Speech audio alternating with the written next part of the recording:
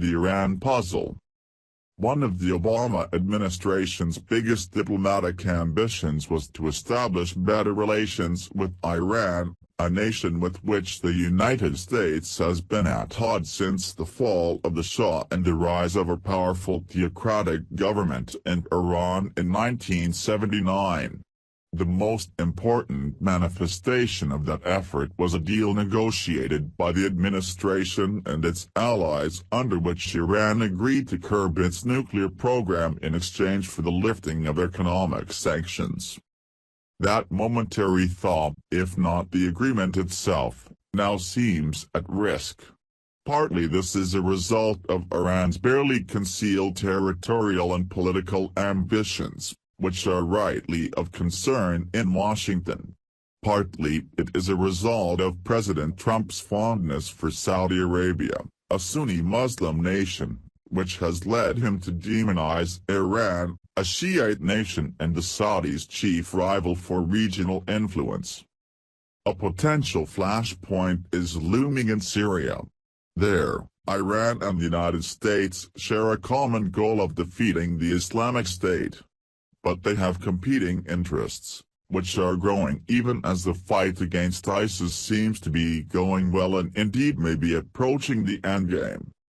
Trump administration officials worry that the Iranians, aided by the Syrian president, Bashar al-Assad, will seek control of enough territory in two adjacent countries, Syria and Iraq, so as to establish a land bridge from Iran all the way to Lebanon.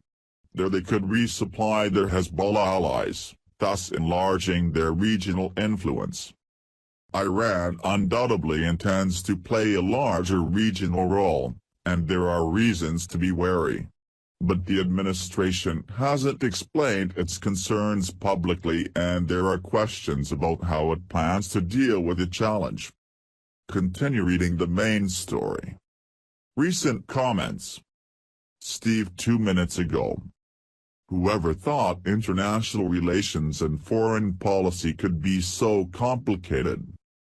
Stu Freeman 6 minutes ago.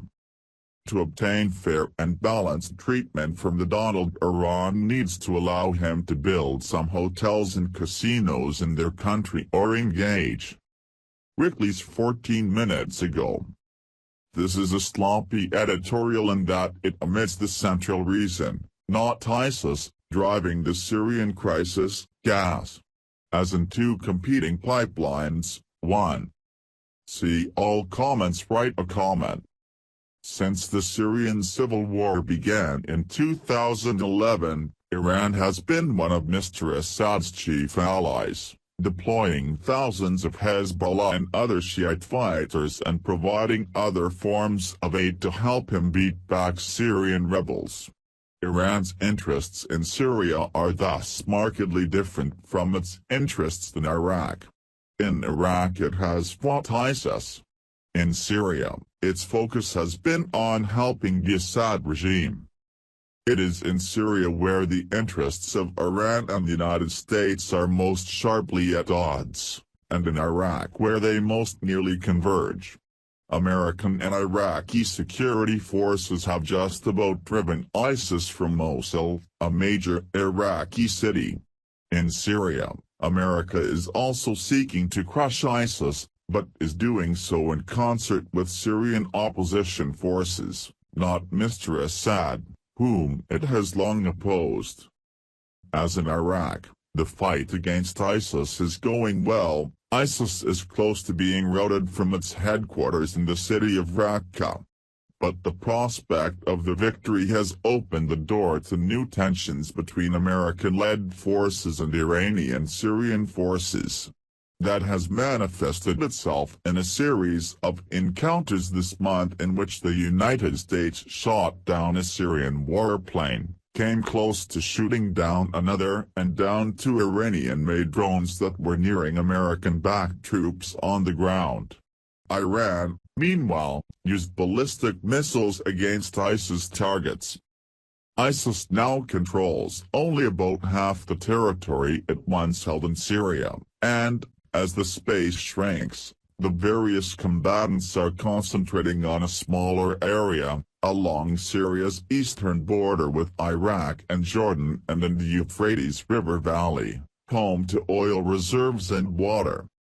Administration officials suspect that Iran is more interested in controlling territory in these areas than defeating ISIS, and that the presence of Iranian and Syrian government forces could impede the American-led effort to finish ISIS off in Raqqa. It could also obstruct American plans to establish outposts in the Syrian and western Iraqi deserts so that fleeing ISIS fighters can be killed or captured, thus preventing them from hunkering down and later re-emerging as a threat, these officials say. Adding to the combustible environment is Russia, the other major Assad defender, which threatened to retaliate to what Washington called its recent self-defense moves by treating American planes as targets. Despite this, administration officials, reflecting a president who shares Saudi Arabia's hardline anti-Iran views, seem to consider Iran a bigger problem than Moscow and one that could threaten Israel, Jordan and other allies. Could Mr. Trump stumble into a wider war in Syria? There are reasons to worry. He has yet to offer a comprehensive plan for dealing with Syria, including the diplomacy needed to develop a political solution to end the civil war, which could create a more stable country less vulnerable to extremist groups.